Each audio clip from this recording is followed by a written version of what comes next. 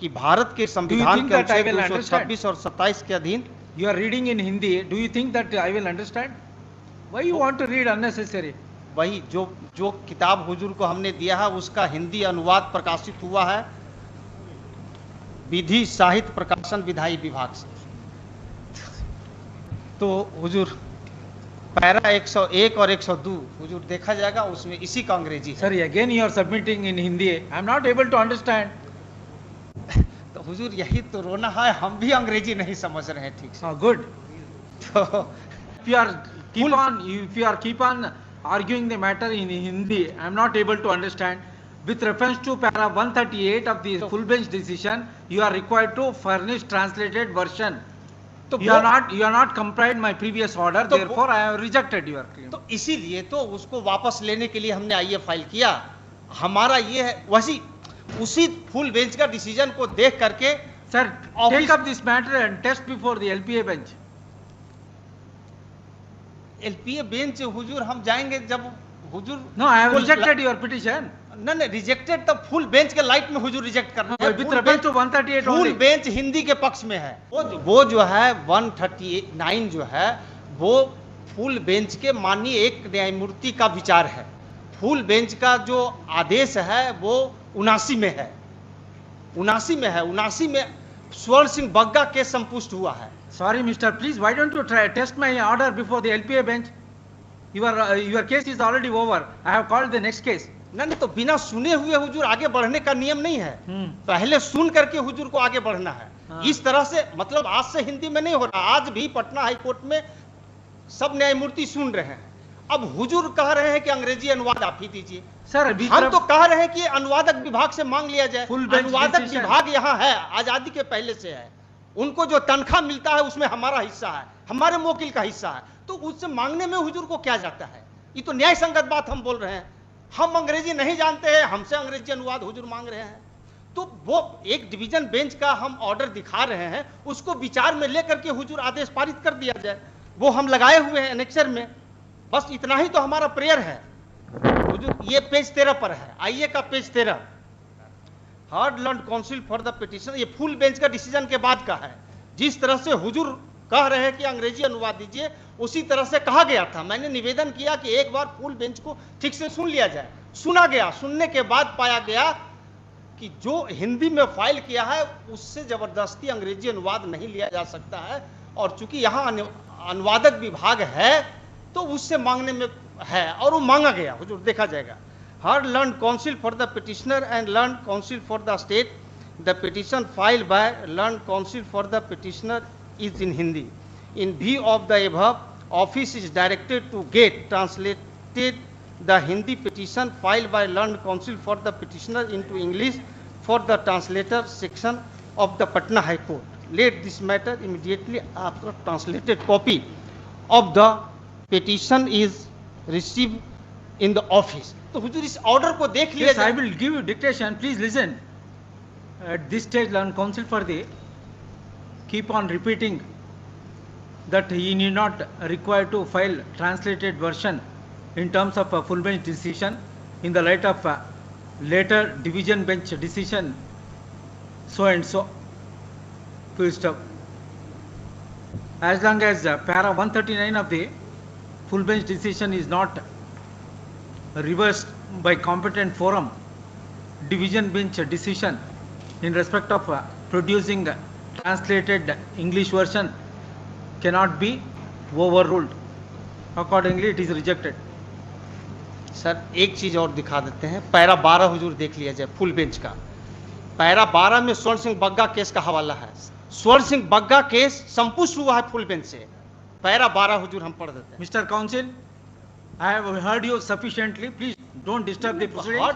हुजूर ये मतलब अभी अगर इसी तरह से तो हुजूर। All right, keep on arguing the matter.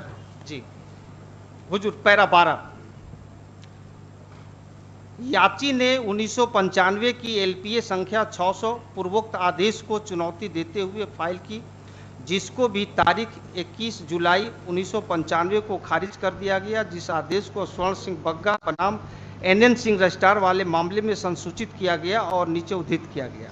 यह लेटर्स पेटेंट 1995 की CWJC संख्या 2825 में विद्वान एकल न्यायाधीश द्वारा पारित तारीख 9 मई 1995 के निर्णय के विरुद्ध निर्देशित है, जिन्होंने उपरोक्त मामले को संविधान के अनुच्छेद 348 में निर्दिष्ट करते हुए खारिज कर दिया गया था।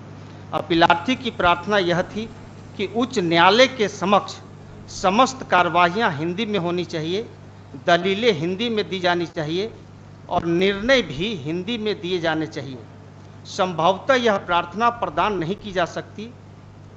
किसी व्यक्ति के लिए यह कदापि वर्जित नहीं है कि वह हिंदी में आवेदन फाइल न करे और न ही किसी व्यक्ति के लिए इस प्रकार का कोई वर्जन है कि वह हिंदी में दलीलें न दे सके, और वास्तव में अनेक मामलों में इन बातों को इस न्यायालय द्वारा स्वीकार किया जाता है। और ये स्वर्ण Singh Bagga case full bench से संपुष्ट हो गया। वो पैरा हुजूर 79 से स्पष्ट होता है।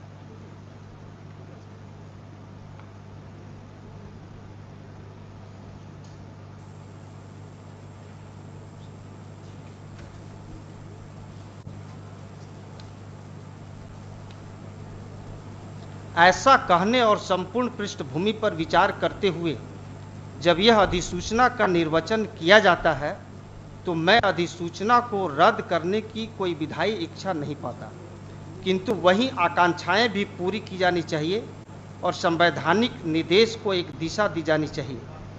अतः मैं इस निष्कर्ष पर पहुंचता हूं कि भारत के संविधान के अनुच्छेद 348 के अधीन शक्तियों का प्रयोग करते हुए जारी की गई अधिसूचना किसी खामी से ग्रस्त नहीं है।